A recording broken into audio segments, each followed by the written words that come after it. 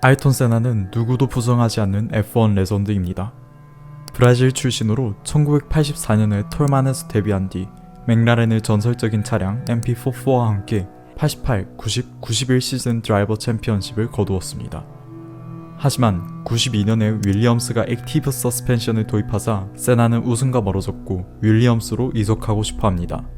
결국 1994 시즌 윌리엄스로 팀을 옮기지만 하필 그해 액티브 서스펜션을 비롯한 전자석 드라이버 보조 장치들이 대거 금지되었습니다.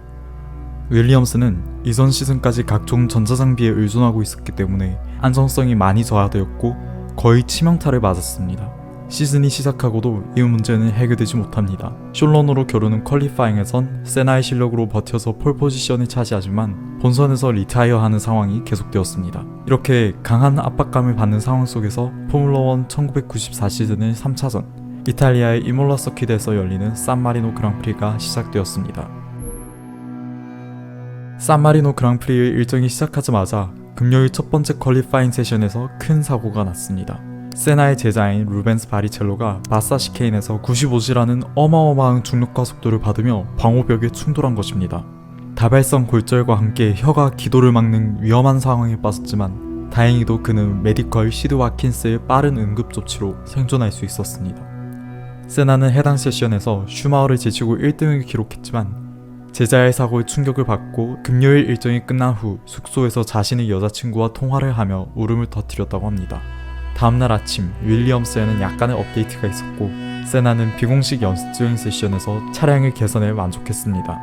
그런데 그날 오후 두 번째 퀄리파잉 세션이 시작되고 약 18분이 지났을 때 오스트리아의 롤란드 라첸베르커가 빌르나우브 코너의 콘크리트 벽에 314km/h의 속도로 충돌했습니다. 사고를 알게 된 세나는 그대로 피트인하여 코스카를 타고 급히 빌르나우브 코너로 향했습니다. 이미 앰뷸런스가 라첸베르커를 실어간 상태였고 세나는 망가진 그의 차를 지켜보았습니다. 그 후 서킷 메디컬 센터에서 와킨스를 통해 그의 사망을 전해졌습니다. 센터에서 나오면서 와킨스는 세나에게 다시는 레이스를 하지 말고 낚시나 하자고 말합니다. 하지만 세나는 레이스를 멈출 수 없다는 대답을 하고 윌리엄스 피트로 돌아갑니다. 세나는 팀과 논의를 하여 다른 팀들과 같이 남은 퀄리파잉 세션에는 참가하지 않을 것을 결정합니다. 그리고 휴게실에 쓰러져 눈물을 흘렸습니다. 그런데 그가 라첸베르커를 살피기 위해 코스카를 타고 빌나우브 코너로 간 것을 문제 삼아 회의가 열립니다. 그는 극도의 혐오감을 느끼며 분노했고 스튜어드들은 아무런 처벌을 하지 않기로 결정합니다. 이틀간 두 건의 사고를 목격한 세나는 F1의 안전을 위한 그랑프리 드라이버 위원회 즉 GPDA의 재설립을 강력하게 주장했고 니키 라우다의 추천을 받아 다음 경기인 모나코 그랑프리부터 회장직을 맡기로 합니다. 레이스데이인 일요일 세나의 Q2 기록은 없었지만 Q1에서 압도적으로 빨랐기 때문에 세나가 폴포지션, 두 번째 그리드를 슈마허가 차지한 채로 본선이 열렸습니다. 레이스가 시작하자마자 페드로 레미와 JJ 레토가 큰 사고를 내며 수많은 관중들에게 부상을 입혔습니다. 당연히 세이프티카가 나와서 레이스카의 속도를 늦추고 트랙 마샬들이 잔해를 치우는 걸 도왔는데 당시 세이프티카로 사용된 오펠 벡트라는 평범한 세단이어서 굉장히 느렸다고 합니다. 세나가 손짓을 해가며 속도를 더욱 높이라고 항의했을 정도였죠. 작지 않은 사고였기 때문에 상황이 모두 정리된 6번째 랩이 되어서야 레이스가 재개되었고 세나의 뒤에 있었던 슈마허는 세나를 강하게 압박했습니다. 그런데 다음 랩인 7번째 랩에서 세나의 윌리엄스는 탐브렐로 코너의 레이싱 라인을 벗어나 방호장치가 없는 콘크리트 벽에 돌진했습니다. 빠른 속도이긴 했지만 거의 측면으로 충돌했고 정지하고 나서 10초 뒤 잠시 머리를 움직였기 때문에 사람들은 실낱 같은 희망을 가졌습니다. 곧 레드 플래그가 나오며 경기가 중단되었고 잠시 후 의료진이 도착했습니다. 그중 한 명이었던 시드 와킨스는 후일 다음과 같이 말했습니다. 그는 평온해 보였다. 내가 그 눈꺼풀을 치켜 올렸더니 그 동공을 보아 뇌에 큰 부상을 입은 것이 분명했다. 우리는 그를 콕핏에서 들어올려 땅에 눕혔다. 우리가 그랬던 것처럼 그는 한숨을 내쉬었고 비록 내가 신함심이 깊진 않지만 나는 그 순간 그의 영혼이 떠나가는 것을 느꼈다. 한시가 급했기 때문에 와킨스는 즉시 기관 절개술을 실시했고 의료용 헬기를 요청했습니다. 그렇게 세나가 병원에 실려가고는 몇 시간 뒤 그의 사망이 보도되었습니다. 사고 현장에서 세나의 차에 오스트리아 국기가 발견되는데 이는 레이스가 끝난 뒤 라첸베르커를 추모하기 위해 세나가 미리 준비한 것이었다고 합니다. 텔레메트리에 의하면 세나는 309km/h로 코너를 진입한 다음 두 번을 하드 브레이킹을 하고 211km/h로 벽에 충돌했습니다. 큰 사고였지만 그의 머리 부상을 제외하곤 다친 곳이 전혀 없었습니다. 즉 어떠한 이유로 머리 부상을 입지 않았다면 세나는 사고 직후 직접 내릴 수 있었다는 뜻이었죠. 사고 후 조사에서 밝혀진 그의 머리에 타격을 입힌 것은 여러 종류가 있었습니다. 첫 번째는 오른쪽 앞바퀴였습니다. 충돌으로 휠이 차체에서 분리되었고 이것이 그 헬멧을 친 것입니다. 이로 인해 두개골 골절을 입었습니다. 두 번째는 서스펜션 조각이었습니다. 앞바퀴가 분리되면서 부서지는 서스펜션의 일부가 헬멧을 관통해 머리에 외상을 입혔습니다. 마지막으로 또 다른 파편이 오른쪽 눈 위를 관통했습니다.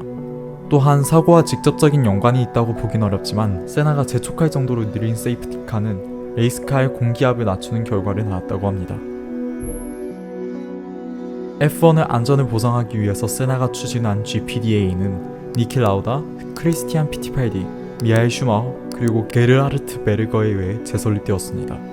만들어지자마자 그들은 흥행만을 위해 드라이버들을 죽음으로 몰아넣는 레이스카의 속도를 늦출 것을 주장했습니다.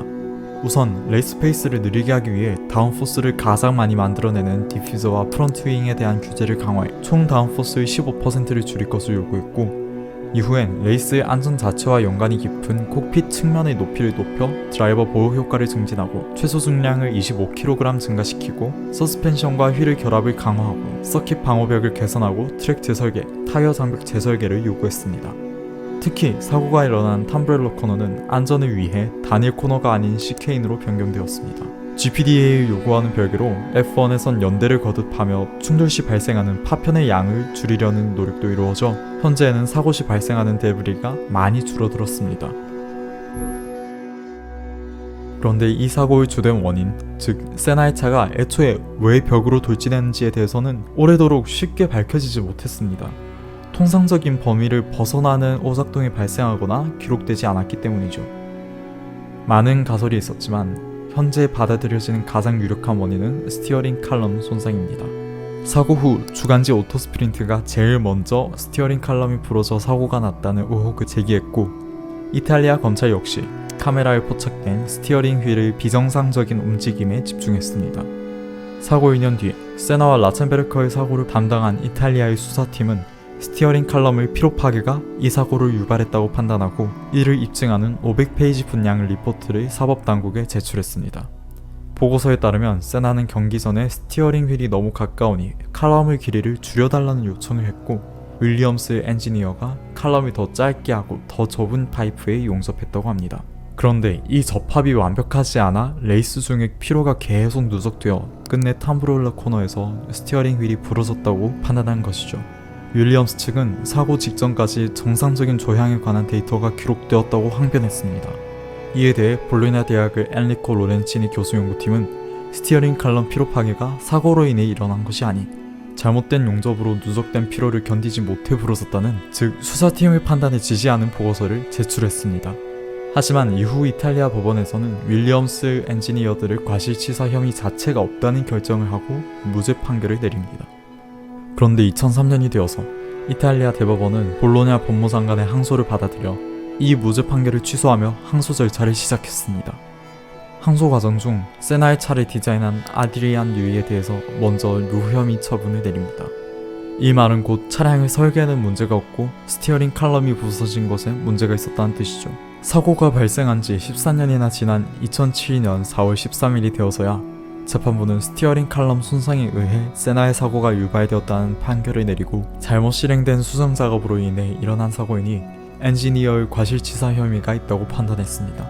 하지만 이탈리아의 과실치사 공소시효는 7년 6개월이기 때문에 관련자에 대한 처벌은 이루어지지 않았습니다. 오늘 5월 1일은 세나가 사망한 지 27년이 되는 날입니다.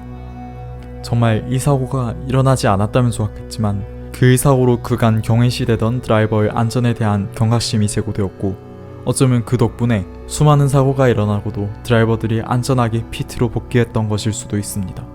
세나의 안식과 그가 바랬던 더 안전한 모터스포츠를 기원하며 이번 영상을 마치겠습니다.